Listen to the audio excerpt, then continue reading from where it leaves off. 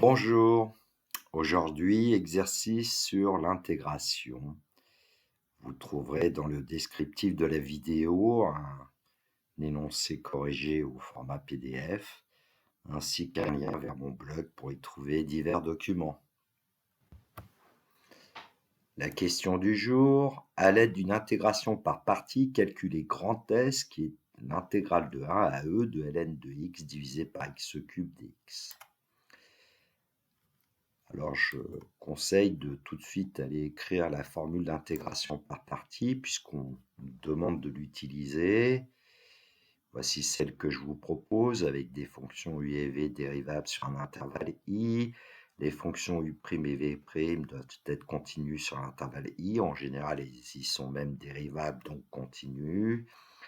On prend deux réels a et b de l'intervalle i, et on écrit par exemple, l'intégrale de AB de U' de x, V de x dx, c'est la variation entre A et B de U de x, V de x, moins l'intégrale de AB de U de x, V' de x dx. On l'appelle souvent IPP, intégration par partie. Alors, cette formule vient de la dérivée d'un produit. Et puis, on en a besoin parfois parce qu'on ne sait pas trouver en général une primitive de produit de deux fonctions. Bon, déjà, notre intégrale n'est pas écrite sous la forme de l'intégrale d'un produit de deux fonctions, puisque nous avons une division, ln de x divisé par x³. Donc le premier réflexe à avoir, c'est d'essayer de faire apparaître cette intégrale sous la forme de l'intégrale d'un produit. Or, on sait que diviser par un nombre, c'est multiplier par son inverse. Donc, on va pouvoir écrire grand S comme étant l'intégrale de 1 à E de 1 sur x³ multiplié par ln de x dx. Bon, petite remarque par rapport à la formule d'intégration par partie, petit a, ça sera 1 et petit b, ça sera le nombre e.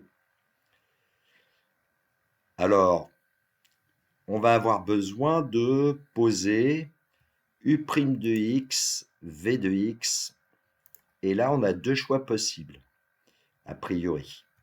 Soit c'est u' de x, c'est 1 sur x³, soit u' de x, c'est ln de x. Mais ici, quand on travaille avec la fonction logarithme népérien, on a tendance à vouloir la dériver parce qu'a priori, on ne connaît pas de primitive de la fonction logarithme népérien. Je dis bien a priori. Bon, donc, on va poser u' de x égale 1 sur x³.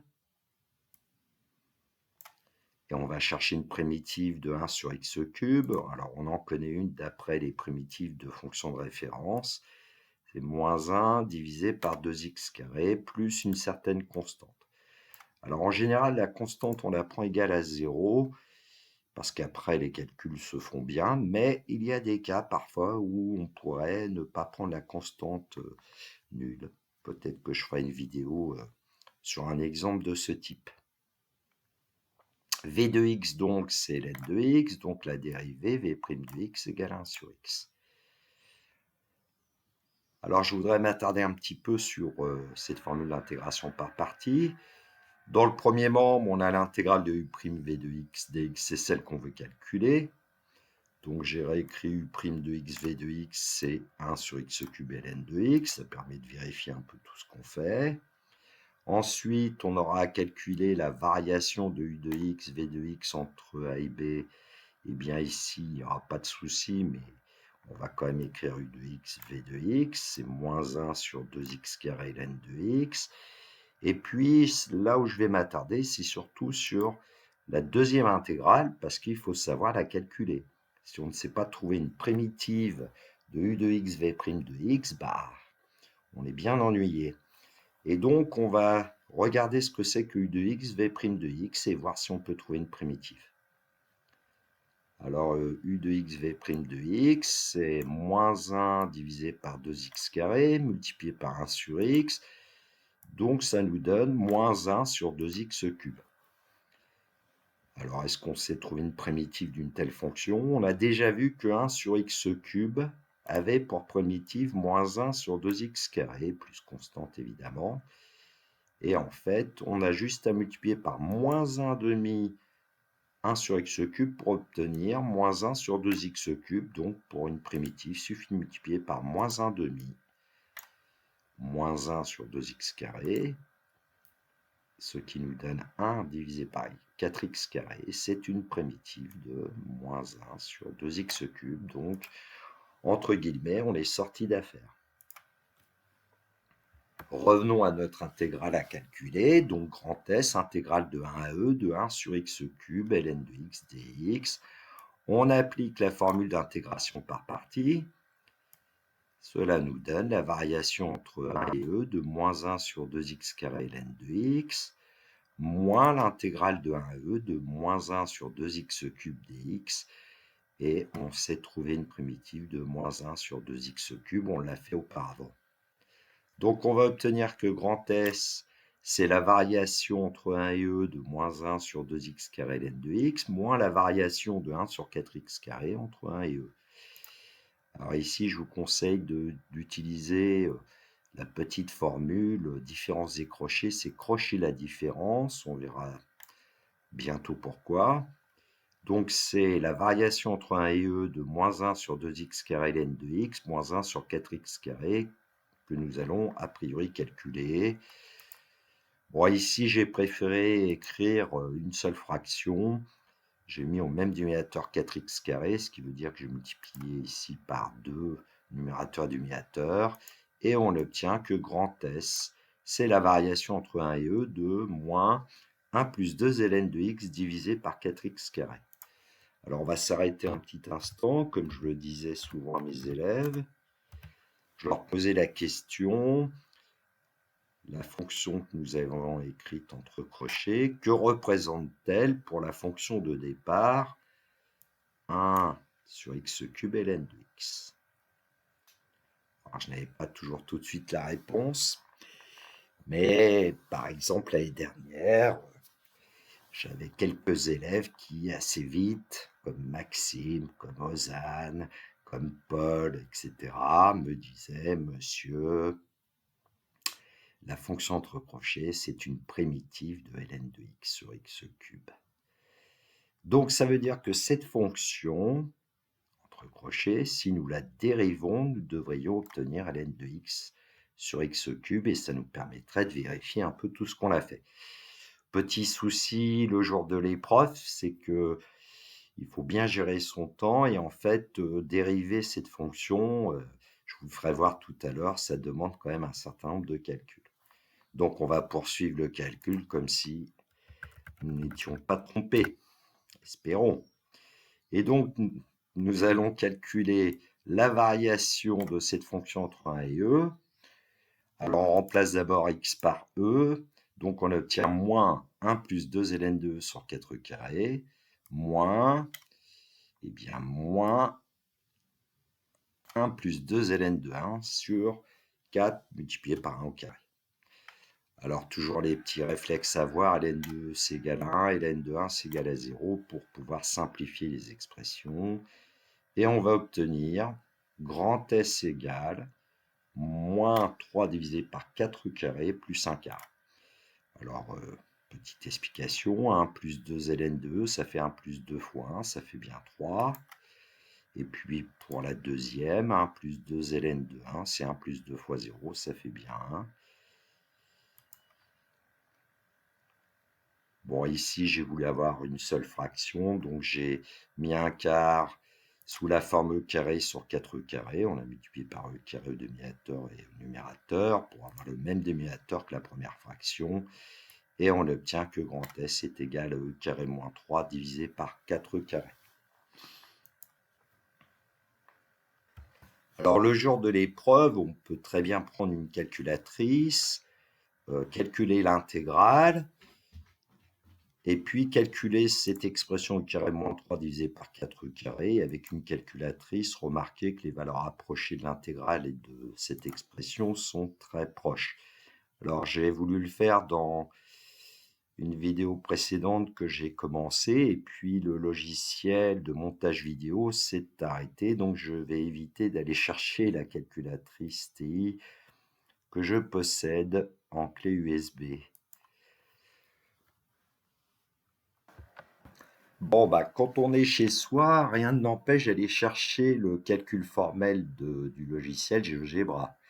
Évidemment, on n'en dispose pas le jour de l'épreuve. Alors, pour aller le chercher, c'est dans l'affichage, pour ceux qui ne connaissent pas, et on appuie sur calcul formel. Je ne vais pas le faire parce que je l'ai appelé déjà.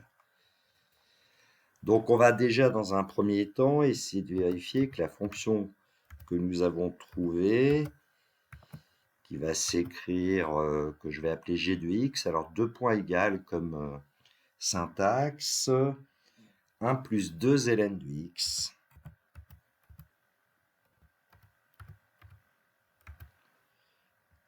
divisé par 4 multiplié par x au carré. On peut aussi écrire 4x chapeau 2. Donc voilà la fonction que nous avions trouvée. Nous allons la dériver grâce au logiciel GeoGebra, g' de x tout simplement. Et nous obtenons bien ln de x sur x au cube, ce qui est très rassurant. Alors ce que j'aimerais aussi vous faire voir, c'est qu'on peut trouver une primitive avec GeoGebra. Donc je vais écrire f de x, 2 points égales ln de x divisé par x chapeau 3 et lui demander une primitive. Il suffit de lui dire intégrale. Il y a même une aide qui arrive quand on a un petit peu de problème. Alors à chaque fois, il me fait ça. Voilà. Donc, GeoGebra répond C1, c'est une constante. Alors il l'appelle C1 parce que c'est la première constante, il peut y en avoir d'autres. Moins 1 sur 4x carré, moins ln de x sur 2x carré.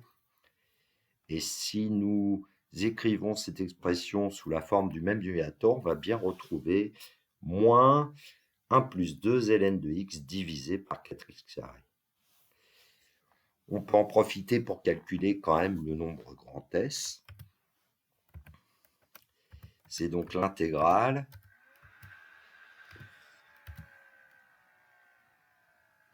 apparemment on peut faire simple, f, 1, alors évidemment le nombre e, je vais taper exp de 1.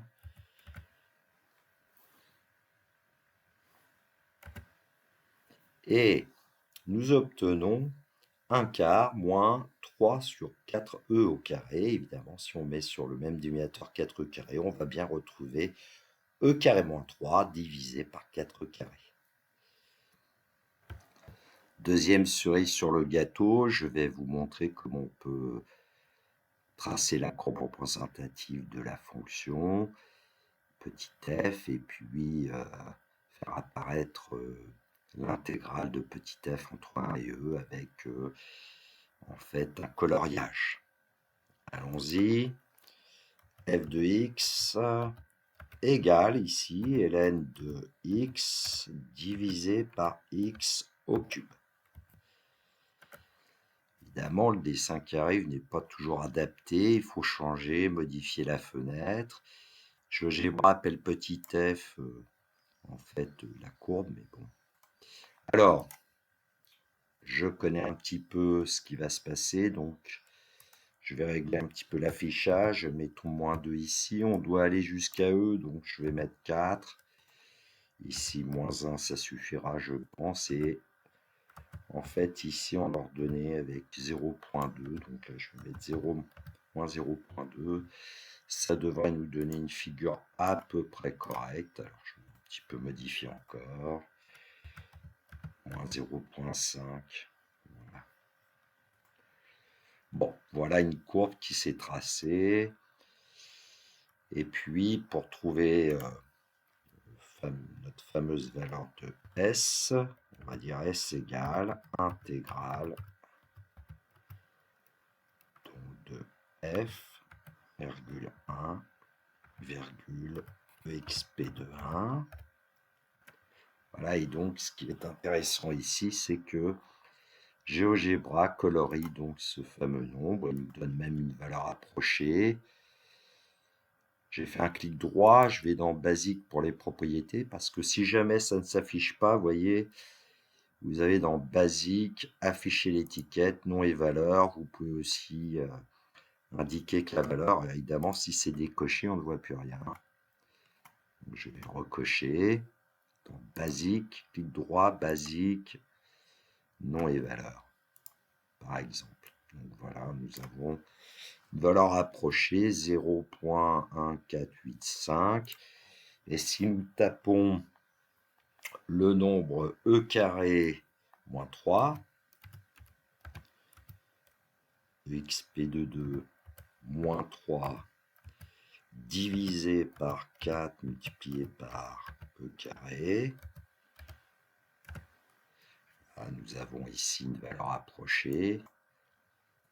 Je peux prendre ce nombre, on va le mettre à côté d'autres et on va voir qu'effectivement, ils sont très proches. En option arrondie, on peut même mettre beaucoup de décimales. Alors, on n'a pas tout à fait la même chose à la fin, mais bon. Revenons vers notre exercice avec cette fameuse vérification. Donc, j'ai posé f de x égale ln de x divisé par x au cube pour tout réel x issu de l'intervalle 1e. Et puis, je considère cette fonction petit g définie par g de x égale moins 1 plus 2 ln de x divisé par 4x carré. On veut la dériver pour vérifier que g' de x est bien égal à f de x. Évidemment, nous avons ici une forme u sur v. On va avoir besoin de la dérivée. u'v moins uv' sur v carré. Et ensuite, avoir un certain nombre de calculs à faire. Alors, ce n'est pas le but de cette vidéo, donc vous aurez ça en fichier joint si vous voulez vous entraîner. Vous voyez qu'il y a quand même un peu de calcul, mais à la fin, on trouve bien ln de x sur x au cube. Et puis, je vous ai quand même mis une petite capture d'écran pour que vous voyez voilà, ce que avait donné GeoGebra tout à l'heure notamment.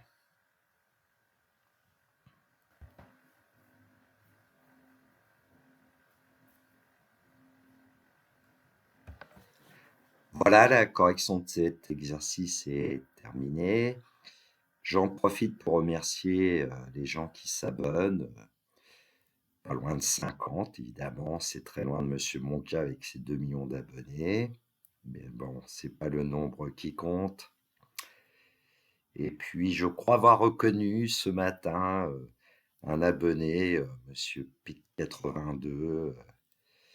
Alors, si c'est bien la personne que je pense, c'est un professeur de mathématiques. Excellent. Un ami. Pour la petite histoire, j'aimais bien me placer devant le hublot de sa salle pour lui dire bonjour et puis admirer son tableau. J'ai pourtant connu beaucoup de professeurs, mais je crois que je n'avais jamais vu un tableau aussi bien présenté, avec de la couleur, des choses encadrées. Moi, je n'ai jamais réussi à faire cela et je disais à mes élèves qu'ils auraient mieux fait d'aller dans la salle à côté. Bon, ça faisait sourire un peu tout le monde. Voilà. Je vous souhaite une belle journée. Prenez bien soin de vous. Que la force soit avec les élèves de terminale qui passeront leur épreuve de bac au mois de juin. Et je vous dis au revoir.